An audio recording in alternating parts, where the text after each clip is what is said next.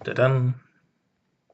Hello, this is Jürgen Rasmussen. Welcome to the Provocative Hypnosis vlog. This one is about how empathy is a really deep trap. For those of you who work as coaches and therapists, there really is no such thing as psychotherapy or hypnotherapy. It's a myth. But for those of you who work in those domains, this vlog is designed to convince you or persuade you that empathy really makes you a lot worse as a therapist and as a coach. For those of you who have read my books, Provocative Hypnosis and Provocative Suggestions, know that there are very few things that I won't do to help a client change. I've hired actors. I've taken clients to live events. I've used shock, drama, humor, deep provocation. But if there's one thing I won't do, it's empathy. Now, never say never, but it's one thing that I do my best to avoid. If you are a client looking for help, the last place you want to go is to a therapist or a coach who's really empathetic. Why? Because they usually suck. That's why. So, why and how is empathy such a trap? Well, consider the following. Let's say that a client comes into your office and he starts talking about problems with his wife. Now, let's define empathy right off the bat. By empathy, I mean attempting to feel what the other person is feeling. You know, to step into the other person's shoes and, really discover what it is to be, what it is like to feel what they feel.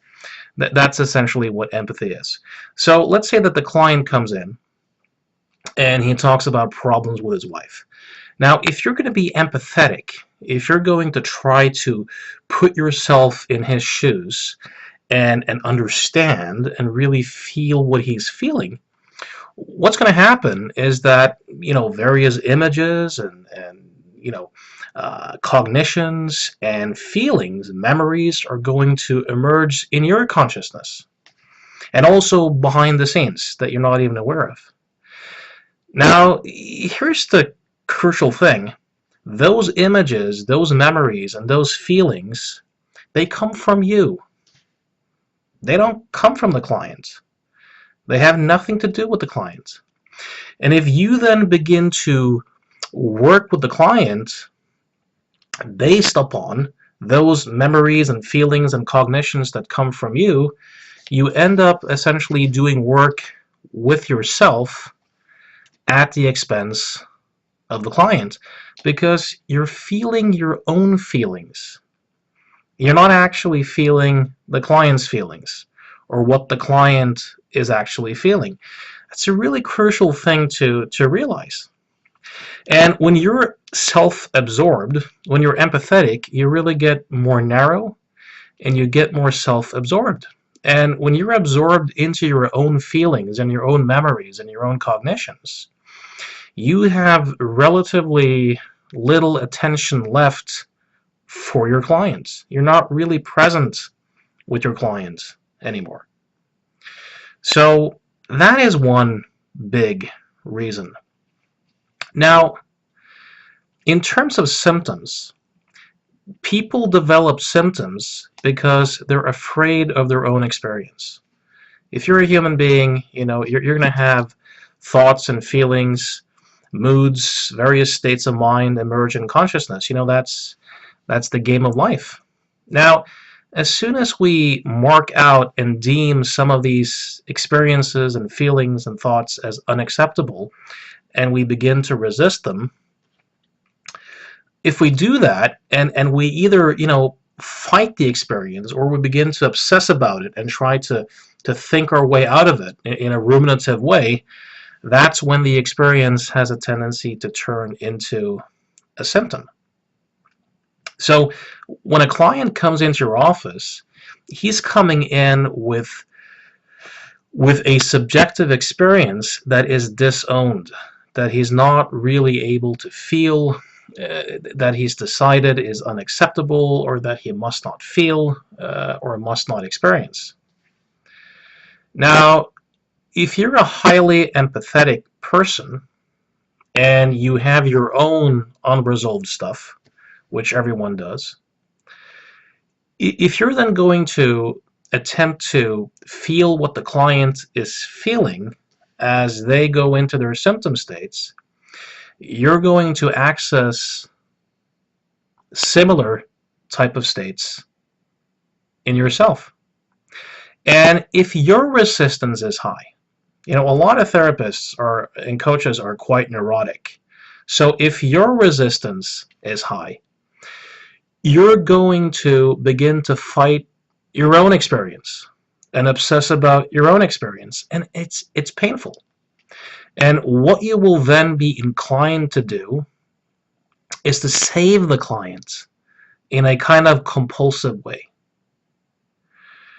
To save the client because in your mind it's not okay to have the experience that you're having. So to not have that experience, you have to save the client. Now, when you do that, to the extent that the client's taking you seriously, you're reinforcing exactly the notion that, oh shit, I can't handle this. It's not okay to feel this. It's not okay to be present with this. So the very highly empathetic folks often have a tendency to bail out when feelings get strong, because they activate their own stuff and they want to escape it and they can't really handle it. So this is another reason why empathy pretty much sucks. Now, when I started out 20 years ago, seeing clients, or 20 years ago next month, this is December 2016. When we end up in 2017, it'll be 2 decades. When I started seeing clients, and I used provocation and drama and humor and all these kind of crazy stunts, I would often get accused, from more conventional thinking people of not having empathy. And some of these people were therapists who would sit week after week, month after month, year after year, wallowing in their clients' content misery, being highly empathetic with their clients, and the clients wouldn't change. Now, this, of course, is what it means to be a empathetic and compassionate human being in the eyes of these folks. And their objection to not doing this kind of stuff that I did was, of course, that it would be unempathetic towards the client. But where is the care and compassion in wallowing in the client's content misery year after year after year and getting absolutely no change whatsoever? If you're doing that and you're supporting that, that's not about the client. It's not helping the client. It helps therapists to pose as good human beings. It helps them to promote a facade of being good and virtuous and caring and compassionate human beings. And if that's the goal, then empathy is great. It really, really is fantastic. Now, here in Norway, at least, many of these therapists, our welfare system is designed in such a way that many of these clients, pay relatively little, and then the state sponsors the rest.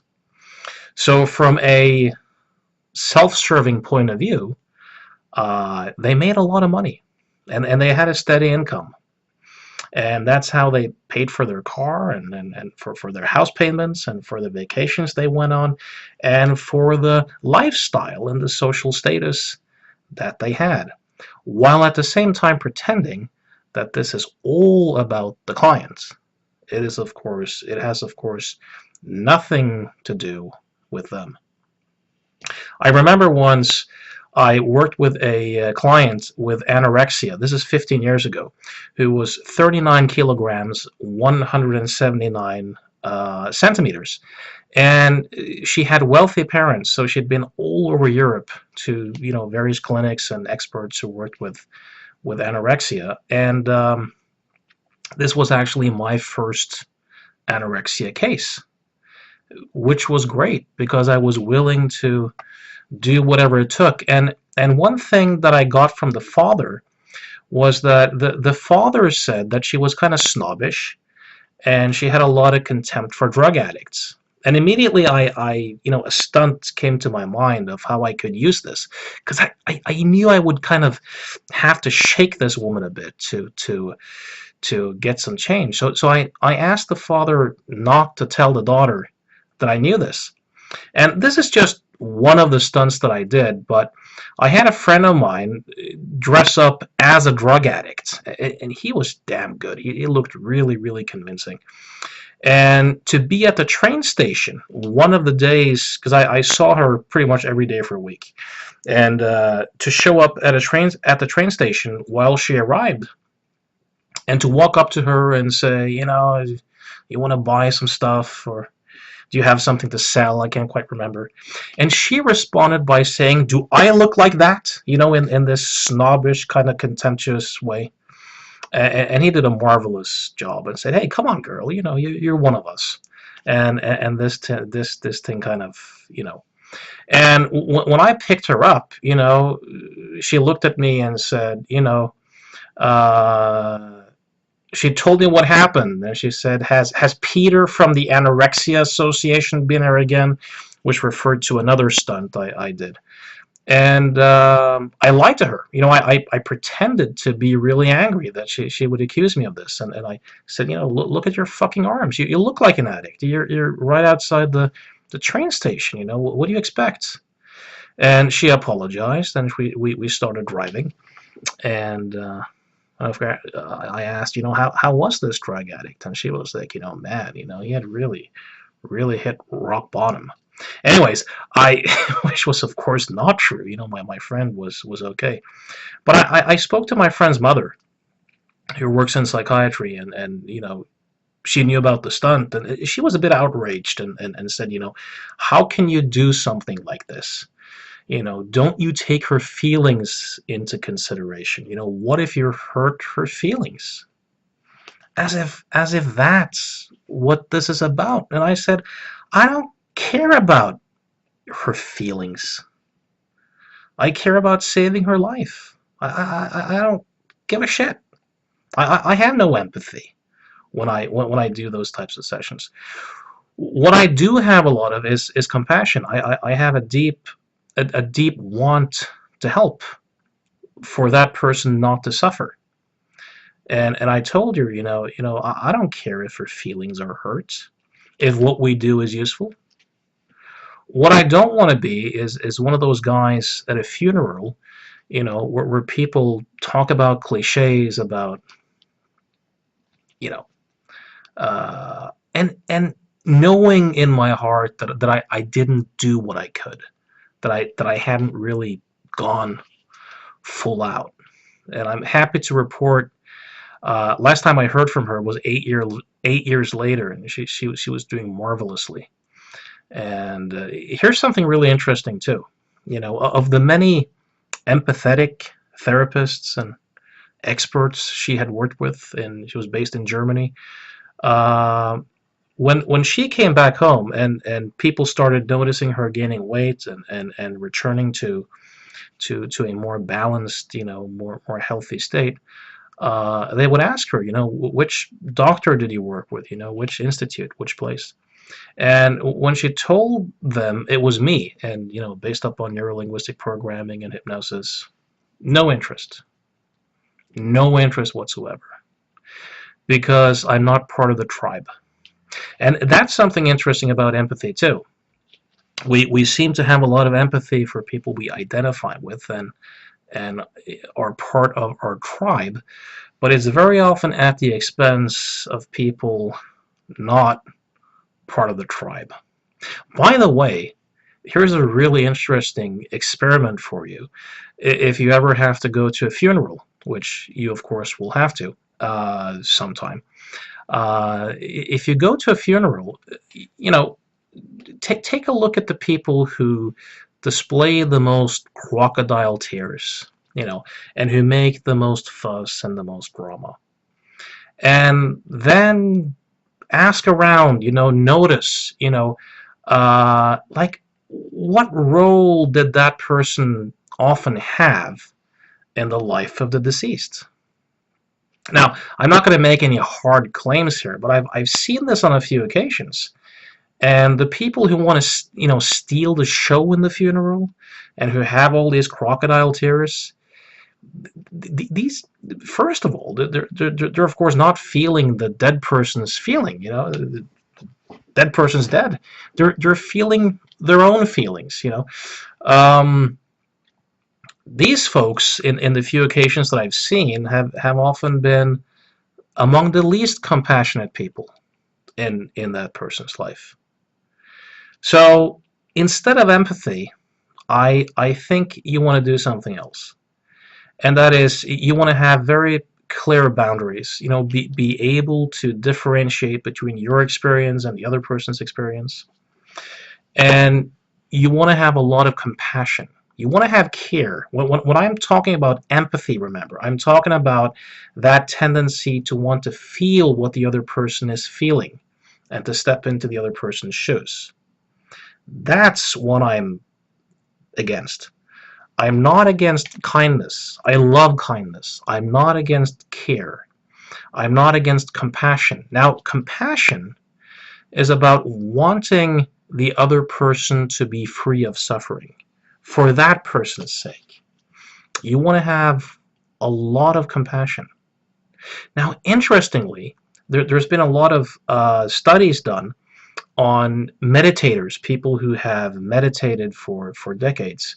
And if you look at a guy like Matthew Ricard, who has, I think at this point, over 60,000 hours of meditation training, lived 4 decades, or is it 5 at this point, as a Buddhist monk.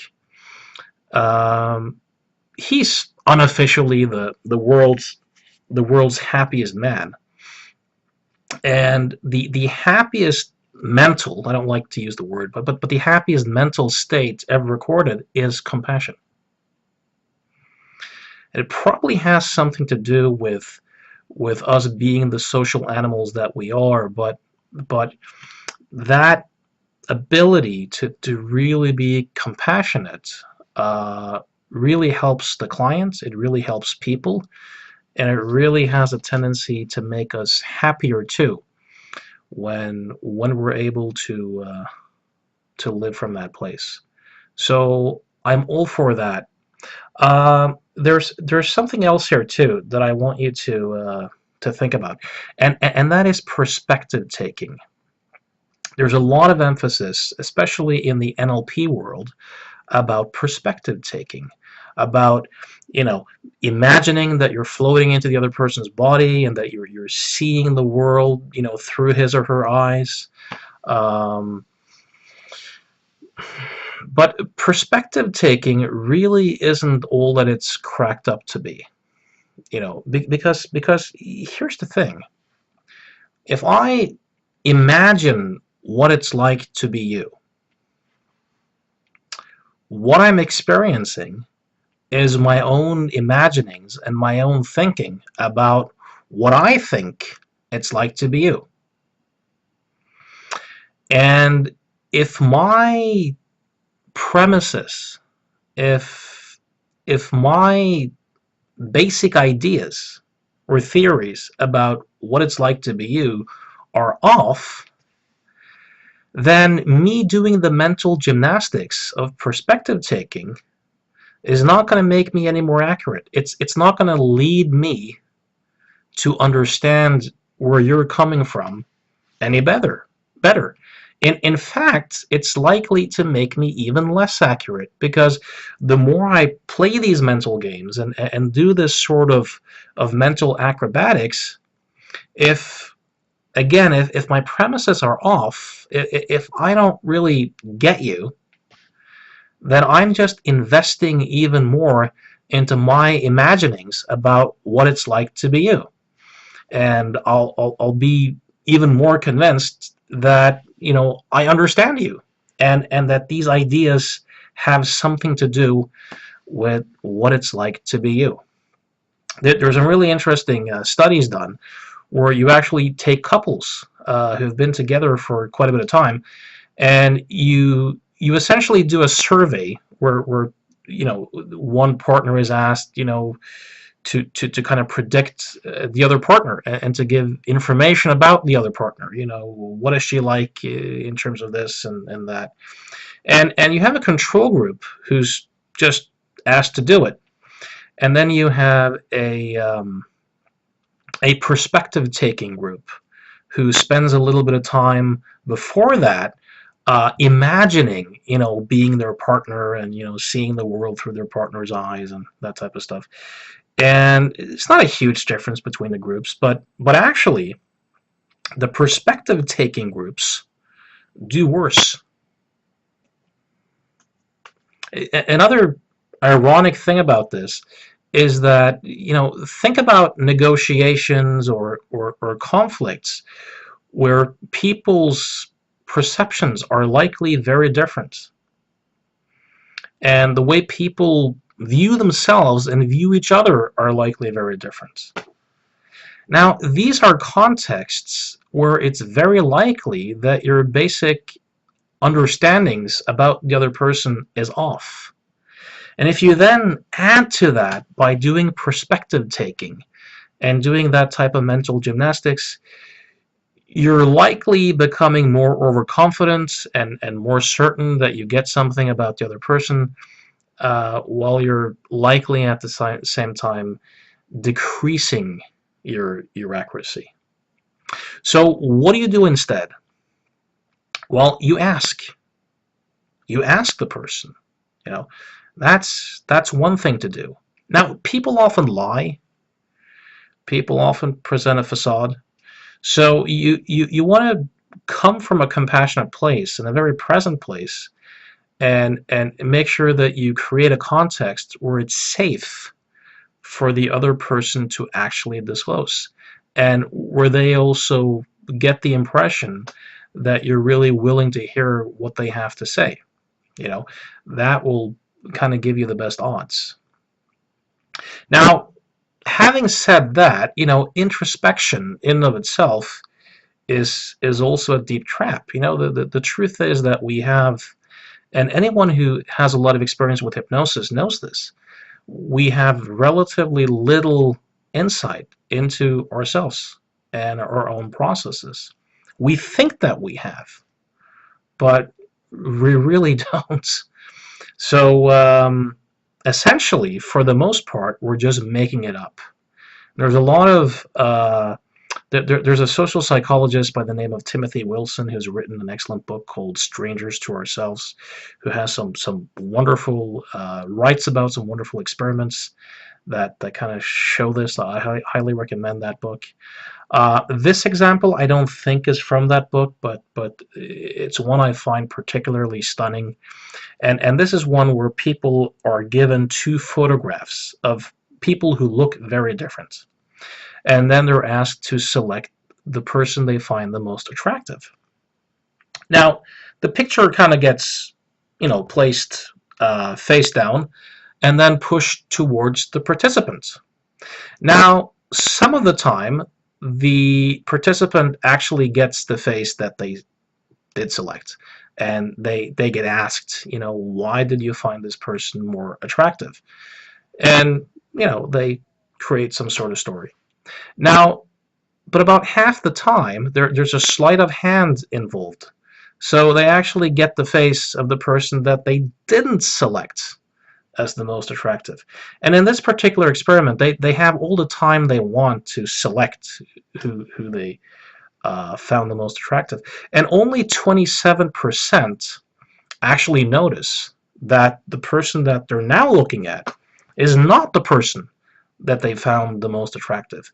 And even more scary, people now just as fluently, just as convincingly begin to describe why they selected this person, who they of course didn't select, as the most attractive. So this shows in many ways that we for the most part just make it up, and that we have very little access to the ancestral wisdom flowing through our veins, uh, and the factors that really influence, what's going on uh, behind the surface. Now, this little rant about empathy is not just about the therapeutic or coaching contexts. It's even in life. Empathy makes us more narrow, more self-centered, and more often leads to cruelty. And I'll give you one example, and I'm sure quite a few politically correct inclined folks will scream when they hear this, but I'm completely fine with this. I really have no empathy for it. If you look at what happened with the I'll say refugee crisis slash invasion into Europe from Muslim countries. And I'm saying this because depending upon which surveys you want to trust, perhaps someplace between 20 and 30% of the refugees are real refugees. The other people are, looking for, well, they're economic refugees, so to say. So for the most part, then likely we're experiencing an invasion more than we're experiencing an actual refugee crisis. Now, there was this one incident where public opinion in Norway really, really swung far in the direction of let's just let pretty much everyone in. And it was the pictures of the dead boy on the beach in, I think it was Greece. Of course, that is horrible. It truly is horrible when a child dies and dies under conditions like that. You know, uh, but then people got empathetic. You know, they probably imagined, their own kid or someone they really cared about, how they would feel if they were the parents, and then they had a lot of, deep sorrow. Of course, they're not feeling the sorrow of the parents of that kid. They're feeling their own sorrow. It has nothing to do with it. And then they want relief from that feeling. And how do you get relief from that feeling? Well, you do something good. I feel so bad. This is so horrible. Let's let everyone in, because in that way, I get relief from my feelings. Plus, I of course get to promote myself as a very good, compassionate, nice, humane human being. And if anyone protests, I'll just scream racist and fascist. And, the more I can tear those people down, the more it really shows that I'm this virtuous person. But do those type of policies make the world a better place? Most likely not. Because what happens, of course, if you want to have open borders and pretty much take everyone else in, is that you're creating a context where you're going to have thousands of dead children on the beach. You're creating a context where a lot more people will make that dangerous journey. A lot of more people will drown. You're encouraging the smugglers, the human trafficking. So if you're able to look at it more rationally and with more compassion, and you're able to take that still image and turn it into a movie, you can likely see that the consequences of doing that leads to a even more cruel world. So I hope this has provoked you a little bit. Incidentally, I just in the mail today received a book by the psychologist Paul Bloom, which is titled Against Empathy. I just ordered it a few days ago and it's just released. And I thought about it because this has been something I've been thinking about. I wrote about it in Provocative Hypnosis, the Trap of Empathy.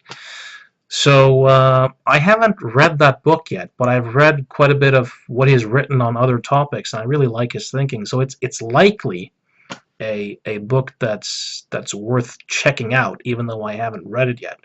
But I wanted to make this podcast first, based upon my own direct experience, and then read the book and see how it matches up with a more academic mind who has access to a lot more research. So cultivate your compassion. Do loving kindness meditation, do compassion meditation. If you're going to see clients, if you don't care, if you're not kind, if you don't have a good heart, please leave this particular business. It's not for you. So be compassionate, be kind, have good boundaries, but don't do the empathy. Avoid it like the plague. And till next time, have a very Merry Christmas.